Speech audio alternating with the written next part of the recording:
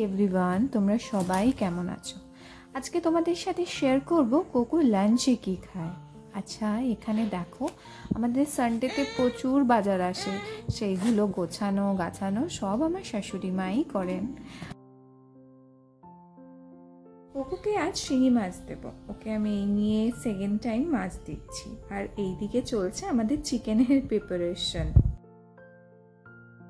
সেরকম কিছুভাবে মশলাপাতি দিয়ে রান্না তো করা হয় না কোকোর জন্য। ওই প্রথমে একটু বাটার দিয়ে মাছটাকে ফ্রাই করে নেওয়া হয়, তারপরে একটু টমেটো, মিষ্টি আলু দিয়ে ভালো করে একটু ভাজা ভাজা করে জল দিয়ে দিই, তারপর সেদ্ধ করতে কষিয়ে ঢাকা চাপা দিয়ে দেওয়া হয়। আর এইদিকে আমি কোকোকে স্নান করাতে নিয়ে চলে এসেছি। ডাক্তার বলেছে 3 দিন শ্যাম্পু করাতে হবে উইকে, তাই আজকে শ্যাম্পু করালাম। দেখো, ভীষণ ছটপট করে স্নান করানোর সময়। আমি ভালো করে গা হাত পা মুছিয়ে ওকে ঘরে নিয়ে এসেছিলাম।